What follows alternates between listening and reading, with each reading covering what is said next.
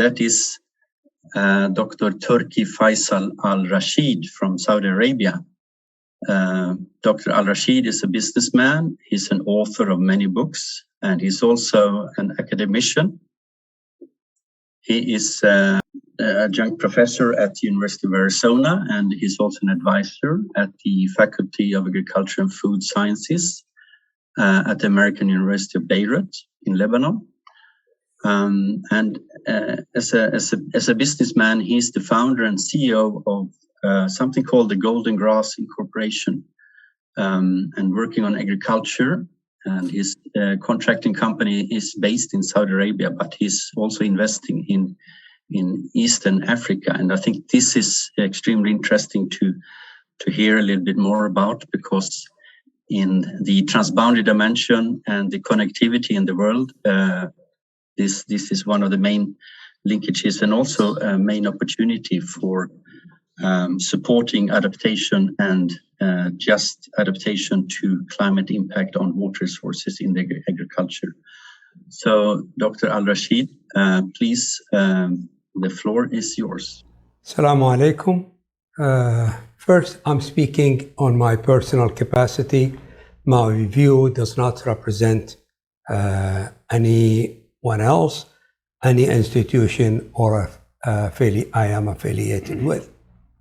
The Chinese use two brush stroke to write the word crisis. One brush stroke stands for the danger, the other for the opportunity. In a crisis, be aware of the danger, but recognize the opportunity.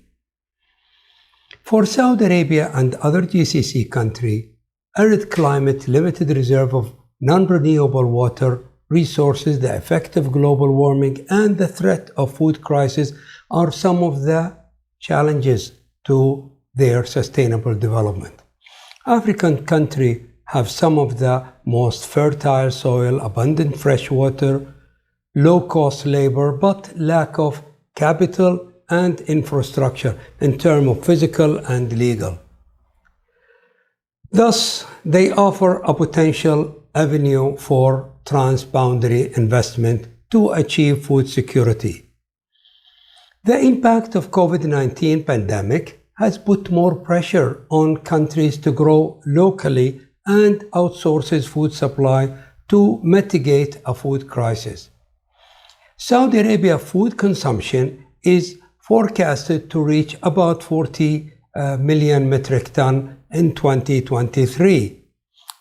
The food import in Saudi Arabia were estimated $35 billion in 2020. And that number is due to increase due to population growth.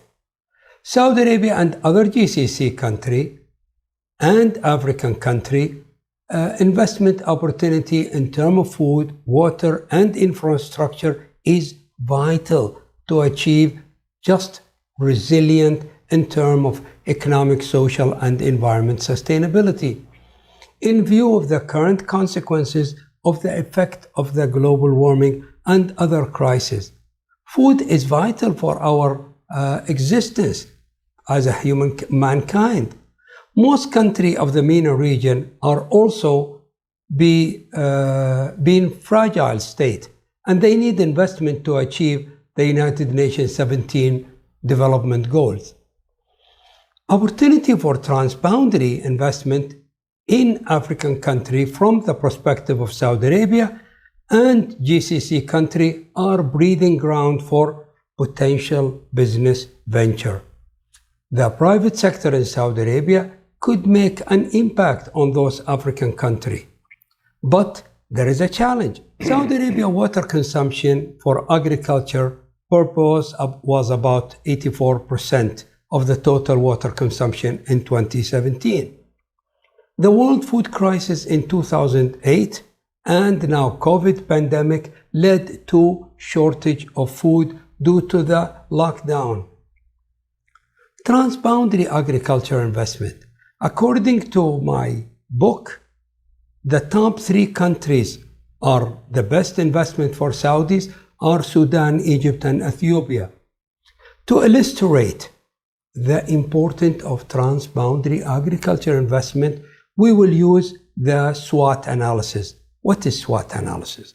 SWOT analysis is a strategic planning technique used to help the decision maker to identify strength, weakness, opportunity, and threat related to the project. We start with the strength: provide domestic benefit, capital inflow, employment, technology transfer, increase in food supply, reduce of poverty, and sustainable development strategies in the host country. We go to the weakness. Number of challenges such as unclear law and transparency are some of the obstacles facing successful investment in Africa. Agriculture investment is a risky venture anywhere in the world, more so in less developed countries like Africa. What are the opportunities? Securing food security is part of strategic crisis management. Saudi Arabia, during the impact of COVID-19, aimed to boost local production to ensure greater self-sufficiency in some essential items and utilize local agriculture technology sector. Additionally, to achieve food security, the Saudi leadership decided to outsource the supply of most important crop of Saudi, such as rice, wheat, barley, corn, green fodder, soybean, and sugar. The Saudi Agriculture Development Fund is a program to support the investor to invest outside with one condition: 50% of their production must be exported back to Saudi Arabia. The budget of the program, it's about $300 million in 2019. Some of the top targets for agriculture investment are African countries. Well, because it's fertile, abundant of water, cheap labor, there is an additional also benefit. It's a neighboring country and most of the populations are Muslim. Achieving food security requires diversification of supply, either from direct investment to joint venture or through a long-term contract. We go with the threat: land degradation, water depletion, labor right limitation, forced migration, human rights principle, public interest, lack of consultation with the stakeholders, and compensation for the local. Trade ban is also another problem. Expose on grain export. We have seen that during crisis, Russia, Ukraine, India, and Argentina have increased the export taxes sharply. I will share some of my personal experience as a Saudi businessman who had been in the food production for more than 4 decades. Transboundary agriculture investment will go a long way toward reducing unrest and achieving sustainable development in the African country. Investment in large agriculture projects boosts national income, reduce food import. It increases the capability and the credibility of the state and dignity of the people, and protect the country from foreigner hostile. All this means that leadership in charge of regulation, the transboundary agriculture investment system must reconsider the existing policy by eliminating their negative aspect and adding more intensive, to attract investor. African countries need investment. A decision must be made to be the preparation in order to attract investor. One day I was in a conference and an agriculture minister, he approached me and he said, "What can we do in our country to attract investor?" I told them, do your legwork. You must do the visibility study, water analysis, soil analysis, clear the land, clear the title of the ownership so investor could come. It's like when you invited people to your house. What is my recommendation? Those are my recommendation to Saudi and other GCC country. Partnership with local investor. Be a major stakeholders in a multinational food. Take advantage of the market derivative. Make sure the legal framework are transparent and just for all stakeholders. Agriculture investment is a long-term business. The above items might enable Saudi and other GCC countries to achieve food security. Let me conclude what I want to say. Limited water resources make Saudi Arabia and other countries depend on food import. Transboundary agriculture investment for their food security. There are other factors that affect just and resilience food security, such as inefficient food consumption, subsidizing the food, the distribution, the relatively high rate of food losses. All those are threat to food security. But keep in mind that food security is the political aspect of agriculture development. If you analyze a sample of wheat, 12% is protein, 88% it's politics. Let me close with a quotation from an Italian philosopher. Crisis consists precisely in the fact that the old world order is dying and the new world order is struggling to be born. In this period, a great variety of morbid symptoms appear.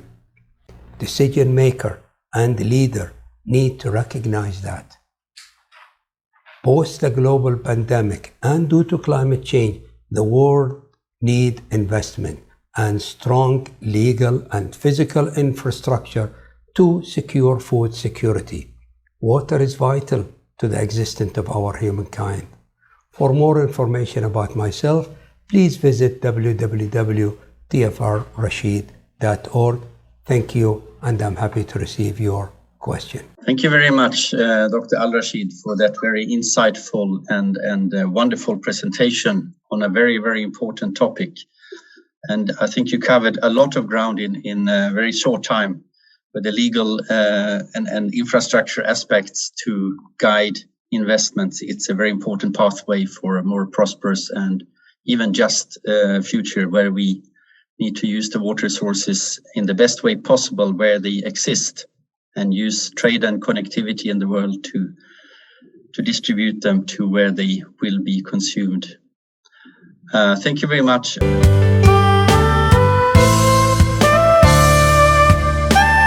If you had the opportunity to give this elevator pitch and have one message to decision makers in Glasgow about just transition, just adaptation, what would you tell them? What would be your message for next week's negotiation related to our topic about just transition and just adaptation? So I will start with Dr. Al-Rashid. Thank you for the topic. I think the most important thing is transparent, and it has to be just. We need to be very clear that it is a responsibility of everybody to pay taxes or to pay zakat on your wealth, on your energy, on your knowledge, on your blessing. The fact you sleep comfortably at night and you wake up in the morning healthy, there is a taxes you have to pay that in any forms. So I think it's social responsibility for everybody to, yes, there is a lot of challenges. Yes, there is a lot of difficulties, but we have to do something about it. What I'm trying to say is you need to involve all the stakeholders. It's got to be clear. It's got to be transparent, and it got to be win-win situation for everybody. And agriculture investment, it's not a short-term business. It's not like I will pay off this prime minister and I'll pay this minister and it's finished. No, it's a very long-term process and it requires hundreds of millions of dollars. So you need to be just, transparent, infrastructure legally, everything is clear. So it benefits. And you don't just send military and kick the resident away. You have to involve them as a stakeholder. Thank you very much, Martina, for excellent moderating of the discussion session. Wonderful. I often repeat, think globally, act locally. When you're a decision maker, you have to use the space that you have been given to you. But keep in mind all the things that we brought up today, the linkages, the global linkages, the transboundary linkages that do really have an impact, especially when you're working in a basin where you have an upstream, downstream context. I think this is key. And thank you, the audience, for being with us today. It's been wonderful to have you with us. Bye-bye.